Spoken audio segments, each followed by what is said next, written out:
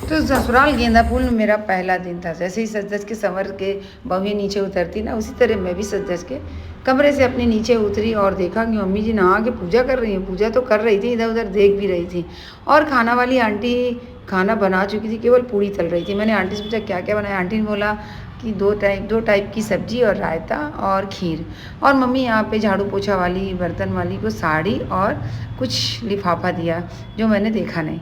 And ये सब खाना खाते खिलाते बज गए 2।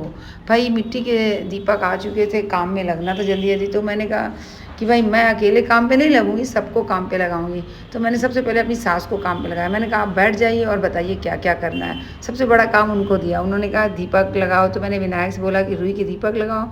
परी फूल आए हुए थे, तो परी ने फूलों के माले बनाए और मैंने सारे फल धुले, सामान निकाला पन्नियों से। गणेश लक्ष्मी जी नए-नए आ गए थे, उनके हमने सब ड्रेस-व्रेस निकाले और पुराने गणेश लक्ष्मी को भी साइड में लगाया और मंदिर साफ किया। पूजा की तैयारी हो गई। शाम 6 बज गया, 6:30। मैं भी तैयार होकर सज-संवर के ऊपर से आई। अचानक देखा मम्मी की तबीयत ख़राब हो गई है और मम्मी बिल्कुल गंभीर हालत में है, पूजा नहीं कर सकती हैं। पेट में दर्द उठा। पापा जी मम्मी के पीठ सहला रहे थे, तो सबने कहा भाई जाओ पूजा तुम ही कर लो। मैंने कहा ठीक है। मैं और परी, विनायक तीनों लोग आए।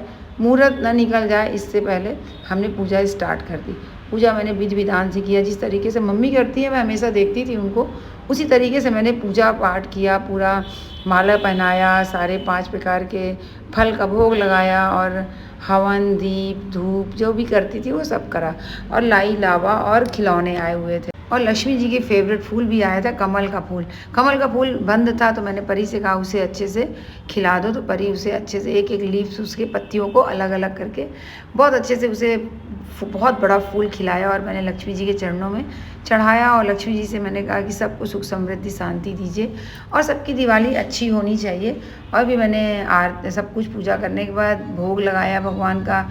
मोतीचूर के लड्डू जो फेवरेट है, दिवाली में सबके घर में आते हैं और आप लोगों के घर में भी आए ही होंगे। मैंने सब खीर, शरीफा, फल, फूल सबका भोग लगाया और आरती जलाई। आरती जलाने के बाद मैंने आरती की। आरती के बाद मैंने विनायक से कहा तुम भी आरती करो, आवाज़ दिया मनीष जी को। मनीष जी भी आरती आके किया। वहाँ मम्मी की तबीयत थोड़ा राहत मिली, तो उनको गैस चढ़ी हुई थी, तो गैस की दवा थी।